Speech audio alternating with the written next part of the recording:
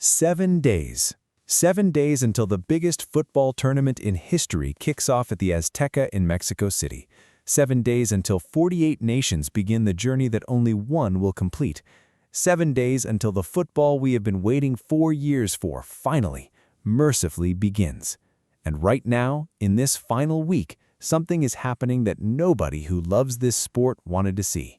Millions of people are turning away, not with indifference, with anger, with disappointment, with the particular frustration of someone who wanted desperately to be part of something and found that the something had been built in a way that did not want them back. The backlash against the 2026 World Cup has been building for months, but in this final week, it has reached a scale and a seriousness that goes well beyond social media complaints. It has reached the point where the former FIFA president himself has suggested fans boycott games in the United States at this summer's World Cup. Hello. Sepp Blatter, the man who ran FIFA for 17 years, who oversaw World Cups on 5 continents, who awarded hosting rights to countries around the world, that man is now publicly suggesting that fans stay away from the tournament his organization built. When the person who ran the house is telling people not to go inside, that is a moment worth understanding. Today, we are going to go through exactly what happened, why millions of people who should be the heart of this tournament are instead turning their backs on it, and what it tells us about the state of the sport we have loved our whole lives. This is not a simple story, and it deserves more than a simple telling. Let us start where every honest account of this backlash has to start, with the money. If you have followed football long enough, if you remember when a World Cup ticket was something a working person could save for, plan around, make happen, then what has occurred with 2026 pricing will feel like a genuine wound to the sport. Top-tier tickets for the final reach $7,875 officially, while high-demand matches can exceed $10,990. Hello. And on the secondary market, the resale world that FIFA's own pricing decisions helped inflate, the numbers become almost surreal. Reports of final tickets trading for hundreds of thousands of dollars. A tournament that was marketed as the most accessible in history, generating price points that put attendance beyond the overwhelming majority of people who actually love football. Dynamic pricing has intensified the backlash. Ticket prices now rise in real time based on demand, a model critics describe as surge pricing applied to sport. Fans report sudden increases. Tickets have jumped hundreds of dollars within minutes, even while sitting in online carts. Hello.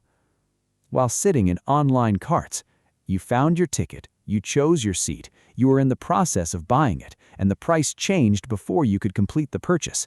That experience, reported by thousands of fans across dozens of markets, is not an accident of system design. It is the system working exactly as intended. Dynamic pricing maximizes revenue at every point of friction, and the friction in this case is the fan who cannot quite keep up with the price as it moves. Fans with disabilities have raised specific concerns about the accessibility of the pricing structure, a detail that gets lost in the broader debate, but that captures something important about who is being excluded and how completely. The response from football supporter organizations was formal and pointed. Organizations like Football Supporters Europe have taken action. A formal complaint has been filed with European authorities, accusing FIFA of excessive and opaque pricing practices. Excessive and opaque, 2 words that summarize what millions of fans experienced when they tried to attend the tournament they had been waiting 4 years for and found the door priced shut. FIFA did eventually respond to the pressure. FIFA slashed the price of some World Cup tickets following a worldwide backlash, with some final seats available for $60. Reality. $60 for a seat at the World Cup final. That sounds on its surface like a genuine concession to the pressure, like the organization listening and responding. But here's the context that matters. The $60 seats represent a tiny fraction of the available inventory. They are the concession that allows FIFA to say the tournament is accessible, while the vast majority of seats remain priced at levels that exclude the fans who built this tournament's reputation over decades. A gesture is not a policy, and the backlash did not subside because of it. Now, here is where the story becomes considerably more complicated, because the pricing is only one of the reasons millions are turning away, and the other reasons sit in territory that football journalism has to handle carefully and honestly. In January, 170,000 people in the Netherlands signed a petition calling on the Dutch national team to boycott the event. Riviera Radio. 170,000 Dutch citizens signing a petition asking their national team, a team that has qualified for the tournament, that has been preparing for years, that carries the hopes of a football-mad nation, to simply not go. The Dutch cabinet rejected the boycott. The team will play. But the number of people willing to sign that petition tells you something real about how the climate surrounding this tournament has affected the appetite for participation. Fan groups have expressed concerns about high ticket prices and price gouging on the secondary market, as well as transport costs associated with attending matches.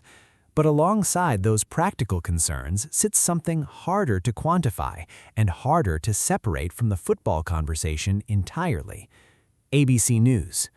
The sense, widespread across multiple fan communities, across multiple continents, that traveling to the United States in the summer of 2026 carries a level of uncertainty and a level of risk that previous World Cup host nations did not present. Ongoing discussions about affordability, fan accessibility, and fan safety amid the political climate in the U.S. are likely to remain part of the conversation leading into kickoff. Washington Times. Fan safety at a World Cup. That phrase should not need to appear in any preview of any tournament. And yet here it is, in serious football journalism, in formal fan organization statements, in the public comments of figures across the sport, as a genuine consideration for people deciding whether to travel. Ex-FIFA president Sepp Blatter wrote on social media in support of Mark Peeth, a Swiss anti-corruption lawyer who has advised fans to avoid traveling to the U.S., saying, "For the fans, there's only one piece of advice: stay away from the USA. I think Mark Peeth is right to question this World Cup." Hola. And then there's the consequence that all of this uncertainty and all of this pricing and all of this doubt produces when it meets the hospitality industry that was promised a once-in-a-generation economic event. 80% of hotels across U.S. host cities report bookings falling below expectations. Riviera Radio. 80%.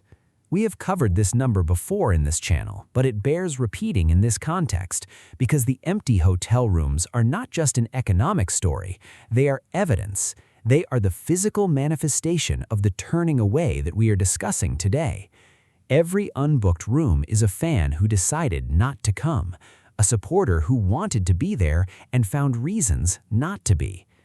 Reports indicate that some fans are beginning to cancel hotel reservations due to rising travel costs and uncertainty about match attendance plans. Washington Times. Canceling reservations they had already made. People who had committed, who had said, "Yes, I am going, I have booked my room," and then changed their mind. That is not hesitation, that is active withdrawal. That is the backlash expressing itself in the most concrete economic terms available. Anti-U.S. sentiment is cited as a major factor in slower hotel demand. This comes amid growing calls for a boycott of the World Cup in the U.S. from sports fans, politicians, and leaders of 20 European soccer federations. The News International. 20 European football federations. The organizations that represent the nations Germany, France, Spain, the Netherlands, Portugal, Belgium, whose fans have historically been among the most committed and most economically significant travelers to every World Cup. Their leaders are part of the conversation about whether attending this tournament is the right thing to do. Brent Durad, president of the Arlington Convention and Visitors Bureau, said that anti-U.S. sentiment is cited as a major factor in slower hotel demand. He admits it is a little nerve-wracking. The News International. A little nerve-wracking. From the official whose city is hosting more World Cup matches than any other. 9 matches at AT&T Stadium in Arlington, and the person responsible for managing the fan economy around those 9 matches is describing the situation as nerve-wracking. Think about what that means for the atmosphere those 9 matches will generate if the international fans who are supposed to fill the spaces around them decide not to come. Think about what the World Cup sounds like when the traveling supporters, the ones who bring the color and the songs and the flags and the noise that makes tournament football different from club football, are significantly reduced in number. It sounds quieter, it looks different, and it feels, to anyone who has attended a World Cup and knows what full-throated international supporter sections sound like something important is missing. Now, let us talk about what FIFA actually did in response to the backlash, because the response tells you as much as the backlash itself. After months of defending the pricing structure, after the FIFA president described the prices as simply adapting to the North American market, the organization eventually made concessions. The $60 seats we mentioned, some adjustments to the dynamic pricing system, an acknowledgement, implicit in the changes, that something had gone wrong with how the tournament had been presented to the people it was supposed to serve. But the legal situation did not go away. The formal investigations by multiple state attorneys general, subpoenas issued, records requested, formal examination of whether FIFA's ticketing practices violated consumer protection law, those are still active, still moving through their process, 7 days before the tournament begins. And the formal complaint filed by Football Supporters Europe with European authorities, accusing FIFA of abusing its monopoly position, that too remains unresolved. What this means practically is that the 2026 World Cup will begin on June 11, with active legal investigations into its poor commercial operations still open. The tournament will run. The football will be played, but the institutional cloud hanging over the organization running it will be visible throughout. Here is the historical context that makes all of this particularly striking. The World Cup has faced controversy before. Every tournament of this scale generates its share of difficult conversations. South Africa 2010 had infrastructure concerns. Brazil 2014 had social tension and stadium delays. Russia 2018 had questions about the host nation's suitability that generated significant pre-tournament anxiety. But in each of those cases, the controversy was primarily about the host country, about whether a specific nation was ready, suitable, or appropriate. The 2026 backlash is different in a specific and important way. The controversy is not primarily about whether the host countries are ready to stage a tournament. It is about whether the tournament itself has become something that its own fans no longer recognize. The pricing, the legal investigations, the dynamic pricing system, the hotel block cancellations, the visa complications, the transport surcharges, all of these sit around a core question that the millions turning away are asking: who is this World Cup actually for? Lisa Delpi Nairati, director of the Sport Management Program at George Washington University, said that soccer fans will be more swayed by ticket and travel prices than anything else. The geopolitical issues are a very small piece of it. Exorbitant costs and logistical barriers are certainly a drag for soccer fans looking to attend the World Cup. Riviera Radio. The costs. That is the thing that experts who study this closely keep returning to. Not the politics, not the international tensions, not the boycott petitions. The simple, practical, unforgiving reality that millions of people who wanted to attend this tournament looked at what it would cost them and decided they could not do it. And those millions are not being replaced by other millions who can afford the higher prices and are willing to pay them. The hotel booking data tells that story clearly. The rooms are empty. The spaces that the priced-out fans would have filled are not being filled by wealthier replacements. They are simply empty. So what happens now? With 7 days to go, with the legal investigations open and the hotel rooms underbooked, and the boycott conversations still circulating, and the tournament nevertheless about to begin. The football happens. That is the answer, and it matters enormously. Because the football, when it is good, when it is genuinely extraordinary, when a team from an unexpected place produces a moment that the whole world watches simultaneously, has a way of reasserting itself as the story. The best-case scenario for 2026 is that the opening match at the Azteca delivers the kind of atmosphere and occasion that makes everything else recede, that the tournament builds momentum through its early stages, that the matches in Mexico City and Vancouver and the Canadian cities where the fan culture and football passion are deep and genuine create a gravitational pull that draws people in despite everything. That is possible. It may even be probable. The football at this level is almost always compelling enough to generate its own momentum.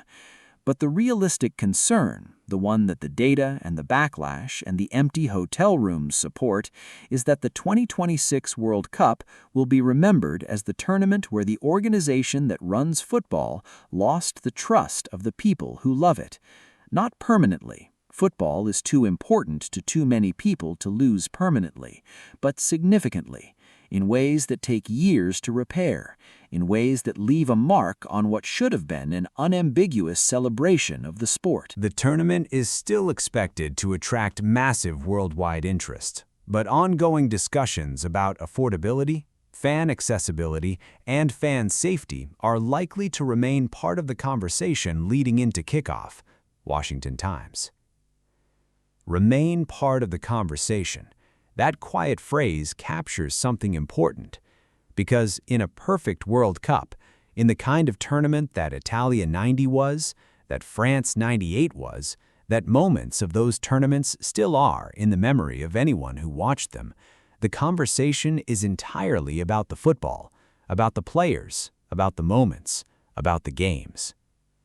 When the conversation about a World Cup includes legal investigations and boycott petitions and empty hotels and pricing complaints 7 days before it begins, something has gone wrong that the football alone cannot fully fix. Would you still watch? I would be genuinely curious to know, because for those of us who have followed this sport through enough tournaments to understand what it is at its best, the question of whether we watch from our sofas because the tournament failed to be accessible is not a trivial one. It is a question about what we are prepared to accept from the institutions that are supposed to steward the game we love. Drop your answer in the comments. Tell me where you are watching from. Tell me whether the backlash has changed how you feel going into June 11th. This is the kind of conversation this community has always had honestly. Subscribe and hit the bell if you want to stay with this story as it develops. We cover the football and everything around it with the same care and the same honesty all the way through. 7 days. The Azteca. The biggest World Cup in history. Let the football be worth it.